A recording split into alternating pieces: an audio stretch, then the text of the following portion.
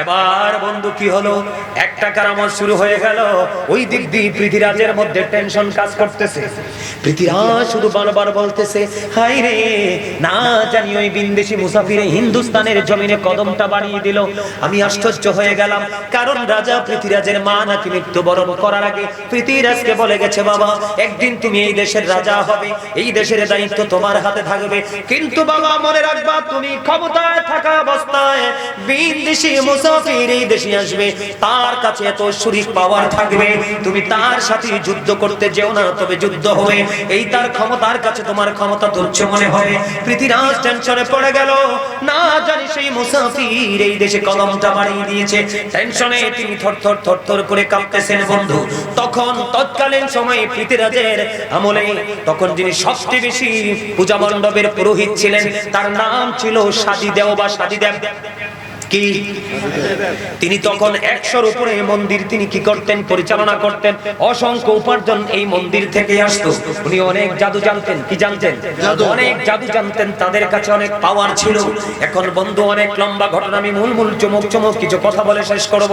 যারা বোঝার এতেই বুঝবেন, আর যারা বোঝার নাই তারা সারা জীবন বললেও বুঝবেন না। কথা কয় না? যারা নবীর প্রেমিক দলিল ছাড়াই নবীর আজমতকে মানে, আর যারা নবীর প্রেমিক না তারা দলিল দিলেও কয় মনে হয় না বে ঠিক আছে। দলিল খুঁজলে মনে করবেন ডিকশনারি। এখন যদি আমি কই, আপনারা খারাপ দিকে নেবেন না, তুমি যে খালি নবীর ক্ষেত্রে শুধু দলিল টোহাও, তুমি যে তোমার বাবা মার সন্তান, দলিলটা কোথা থেকে দিবা? কথা কম না কেন? আমি কি খারাপ বলছি কথাটা? সব জিনিস জায়গায় কিন্তু দলিল দেয়া যায় না, দলিল চলে না, কিছু আগল দিয়ে বিবেক দিয়ে কিছু বুঝে নিতে হয়। ঠিক কিনা বলেন? এবার কি হয়েছে জানেন? কয় কি বিন্দেশি জাদুঘর এই পৃথিবীর বাংলাদেশ, ভারতবর্ষ, ভারত উপমহাদেশে চলে আসলো। তার কাছে গেলে মানুষ আমাদের ধর্ম ত্যাগ করে। কি করে? এবার রাজা পৃথিরাজ তৎকালীন সময় সবচেয়ে বড় পাওয়ারফুল পুরোহিত সাদিদেবকে ডেকে বললেন, তুমি একটা কাজ করো, ওই মুসলমানের সাথে স্টেজে যুক্তি তর্ক হবে, যদি খণ্ডন করতে না পারে ও বন্ধু, তাহলে সে কি করবে? এই ভারতবর্ষ ছেড়ে চলে যাবে, এই দেশে থাকতে পারবে না। খাজা গরিব নওয়াজ তো মাত্র কদম দিয়েছেন বন্ধু, কয়েকজন নিয়ে চলাফেরা করছে। গোটা ভারতবর্ষে তাদের রেঞ্জের ভিতরে যত হিন্দু ছিল সবাইকে একত্রিত করলেন, স্টেজ হবে। ওই মুসলমান নাকি অনেক পাওয়ারফুল, তার পাওয়ার আমরা দেখব। তখন কি করলো বন্ধু? তারা এই কথা অনুযায়ী বন্ধু স্টেজ সাজালেন। হাজার হাজার বন্ধু হিন্দু, অসংখ্য হিন্দুরা সবাই এটার পরাজয় দেখার জন্য একত্রিত হলো। কারণ তারা খবর পেয়েছে বিন্দেশি মুসাফির আসা মাত্রই তাদের হিন্দু ধর্ম ত্যাগ করে মানুষ মুসলিম হয়ে যাচ্ছে। আপনাদেরকে বলে রাখি, খাজা গরিবে নওয়াজ যদি চাইতো রে, তৎকালীন সময়ে গোটা ভারতের হিন্দু মুসলমান বানাইতে পারত।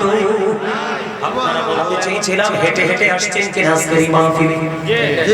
ও আল্লাহর ওলি হওয়ার জন্য যে মজার জায়গাটা হাদিস শরীফের একটা অংশ, সবাইকে বলতে হবে আপনারা হাইটা হাইটা আসছেন কিনা। বন্ধু, ওলি হতে হলে মাথায় টুপি থাকতে হবে, পরনে লম্বা পাঞ্জাবি থাকতে হবে, পকেটের মধ্যে লম্বা মেসওয়াক থাকতে হবে, এমনটি নয় রে। আল্লাহর ওলি হইতে হলে দরকার শুধু প্রেমের। আমার নবী জানিয়ে দিয়েছে উম্মত, হৃদয় খুলে শোনো গো, কেউ যদি হেঁটে হেঁটে আল্লাহর জিকির করতে করতে হেঁটে হেঁটে আল্লাহর দিকে যায়, আজকে আপনারা কি আল্লাহর সন্তুষ্টির জন্য আসছেন নাকি অন্য কারো? আল্লাহর দিদারের আশায়। নবীজি সমাধান দিয়ে দিয়েছেন, কেউ যদি হেঁটে হেঁটে আল্লাহর জিকির করতে করতে আল্লাহর দিকে এগিয়ে যায়, আল্লাহ রাব্বুল আলামিন কথা দিয়েছেন, বান্দারে সারা জীবন খুঁজলেও তো তুমি আমারে পাইবা না। আমার নবীজি জানিয়ে দিয়েছে উম্মত, শুনে রেখো গো, তোমরা যখন আল্লাহর জিকির করতে করতে তোমরা হেঁটে হেঁটে আসো, আল্লাহ রাব্বুল আলামিন তখন তোমার কাছে দৌড়ে এসে ধরা দেয়। যদি জোরে সুবহানাল্লাহ। এখন আপনাদের মধ্যে একটা প্রশ্ন থাকতে পারে, বলে হুজুর গো জিকিরের মানেটা কি গো? জিকির কাকে বলে? কত প্রকার কি কি?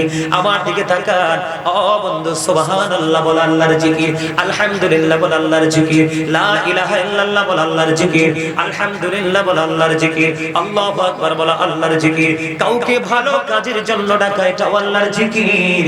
কাউকে অসৎ কাজ থেকে বিরত রাখা, এটাও আল্লাহর জিকির। সবচেয়ে বড় মজার খবর হলো বড় দুইটা জিকির আছে রে, একটা জিকির শুধু ধনীরা করবে, সেটা হলো হজ।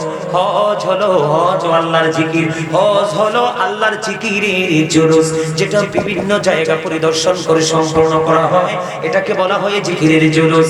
আর যেটা একই জায়গায় দাঁড়িয়ে এবং বসে সম্পূর্ণ করা হয়, এটাকে বলা হয় জিকিরের জলসা। হজ হলো জিকিরের জুলুস, আর নামাজ হলো জিকিরের জলসা। আজকের এটাও হলো জিকিরের জলসা। এই মাসটা হলো বন্ধু রজব মাস, মেরাজের মাস। আল্লাহর ওলি হওয়ার জন্য আপনার এই মাসের মধ্যে একটা বড় নিয়ামত আছে, এই নিয়ামতটা হলো নামাজ। আল্লাহ বরাদ্দ করেছেন 50 ওয়াক্ত। কয় ওয়াক্ত? আল্লাহ বরাদ্দ করেছেন 50 ওয়াক্ত। আমার নবী আবদার করেছেন না কমাইতে হবে, 45 ওয়াক্ত কমাইলেন। আল্লাহ কয় হাবিব আপনি কি চান? কয় আমি 5 ওয়াক্ত চাই। আল্লাহ রাব্বুল আলামিন কবুল করে নিলেন। বন্ধু প্রতিশ্রুতি দিলাম গো, 5 ওয়াক্তই দিলাম, তবে আমার কথা কখনো নড়চড় হতে পারে না। আমার বান্দার জন্য আমি 50 ওয়াক্ত বরাদ্দ করেছিলাম গো, এই 50 ওয়াক্তের সওয়াবই আমি দিব যদি 5 ওয়াক্ত নামাজ ঠিকভাবে পড়তে পারে। জোরে জোরে বলুন না সুবহানাল্লাহ। নামাজ আল্লাহর ওলি হওয়ার জন্য নামাজ হলো সবচেয়ে বড় জিকির। জোরে জোরে সুবহানাল্লাহ। আপনি বিসমিল্লাহ পড়েন বা না পড়েন, আপনি যখন নামাজে দাঁড়ান সর্বপ্রথম বলেন কি? আলহামদুলিল্লাহি রাব্বিল আলামিন।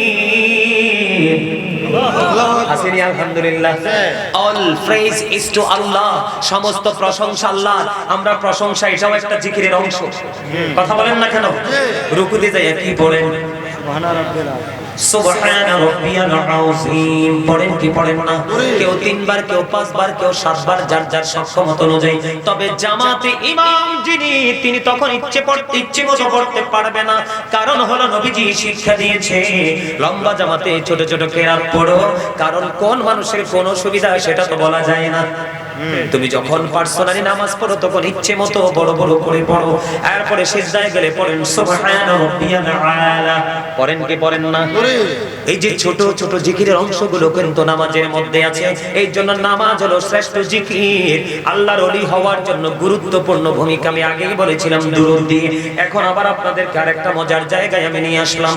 আল্লাহ রাসূল বলেছেন সালাতুল খামস ওয়াল জুমআতু ইলাল জুমআ ওয়া রমাদানু ইলা রমাদান মুকাফফিরাতুল লিমা বাইনাহুন্না ইদাল তুরিবাতিল কাবাইর। আল্লাহর হাবিব বলেছেন 5 ওয়াক্ত নামাজ। বুঝে নিবেন ওয়াজ, আমি কিন্তু চেহারা দেখাইতে কোথাও যাই না। আমার টার্গেট হলো বন্ধু, জীবন খুবই ছোট রে, কাজ আমাদের অনেক বেশি। এই জন্য বন্ধু আমার টার্গেট সব সময় থাকে একটা বিষয় নয়, খাজা গরিবে নওয়াজের জীবনী দিব। কেমন করে তিনি এত পাওয়ারফুল হলেন, এটা আগে আপনাদেরকে আমি বুঝাতে হবে। অন্যথায় হুট করে খাজা গরিবে নওয়াজের জীবনীতে ঢুকলে আপনারা বুঝবেন না। বন্ধুরি আমার, এই যেখানে হিন্দুলুরি লেখা আছে বন্ধু, হিন্দুস্তানের জমিনে আল্লাহর বন্ধু ওলিরে পাঠাইয়া ও বন্ধু গরিবে নওয়াজ গরিবের রক্ষণাবেক্ষণকারী প্রতিপালনকারী বানাইয়া দিয়েছে, ঠিক কিনা বলেন?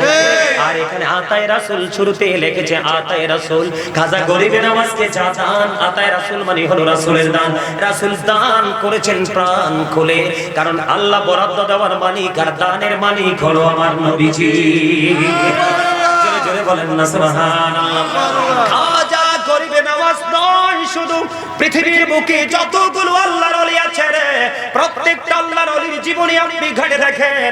আমি দেখেছি ডক্টর আহমদ পেয়ারা বাগদাদি বন্ধু বাগদাদির জমিনে গাউসে পাকের কদমে বসে একটি রাত্রের মধ্যে বড়। আবার ডক্টর আহমদ পেয়ারা বাগদাদি পীর সাহেব কেবলা হুব্বুন নবী প্রফিটস লাভ একটা কিতাব আছে, এটা শুরু এবং শেষ করেছিলেন একই রাতের মধ্যে। এটা বাংলাদেশের ইতিহাসে নজির। সুবহানাল্লাহ। না ভুল বললাম? এটা পারছে কেন? শুধু আল্লাহর ওলি হওয়ার কারণে।